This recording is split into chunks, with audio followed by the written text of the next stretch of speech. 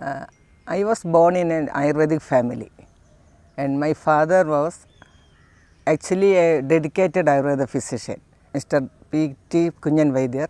He has completed his studies in Ayurveda by the age of 20 years under a very renowned Ayurvedic doctors, physicians at that time. And just after that, he started his career as a physician, and I think more interested in manufacturing field. In my early ages, I was always in the room where Ayurvedic medicine was prepared, and he was managing everything with the full dedication. And actually he was more interested to preserve so many old, from Vedic periods onwards, written in Thaliola, in Malayalam we will say, and that type of these scriptures were there, and he started to collect all these things and was trying to transfer these preparations to the present scenario, because most of the preparations are always very old and not to be practiced at that time.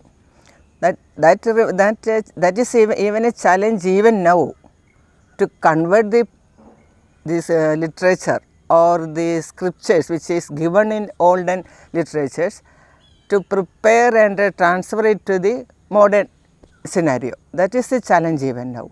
And in my memory, in that old period itself, he was trying to overcome this challenge. That has influenced me a lot. I was always in that room to see how is this preparing and how the medicines are collected, and how he was trying to change the preparations like that. I have seen that period bringing even this which are not available nowadays. This Kasturi and Gorojana, like the animal products. Nowadays it is not allowed, but at that time when I was 5 years, 6 years or below 10 years, and that was freely available, not freely available, very costly even that time and very difficult to collect. But he was trying to collect all these things in its natural form and in its pure form, and use it in the different preparations.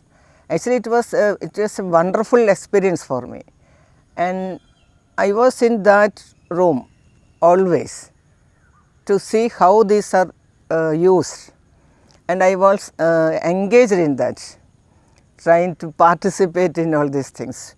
And even that servants at that time was scolding me, don't come to this room, don't do like that, etc. But in spite of all these things, I was encroaching to that field. I think that was my first experience, or which was influenced me to come this field. And again, one more thing, my father was in the associations. I think at that time itself there was association of the physicians, and he used to take me to along with him to participate in that meetings. Before starting my college days, I was taken to that meetings, and I was wonderfully hearing all these. They were all aged people with the long beard and hair like that, and the grey hair, and I was only a young girl at that time. Otherwise, I was really interested to see all these people and hear what they are saying, but nothing is understood at that time, simply hearing. But all that pictures are in mind even now, and I was influenced. I also have to attend that meetings, I also have to speak like that. That a spark was in my mind from that period. Then one more thing, actually I used it to collect by myself and to store it. Even now I have some that very special and highly precious things in my hand, just like pure karpuram or these horns of some animals like that.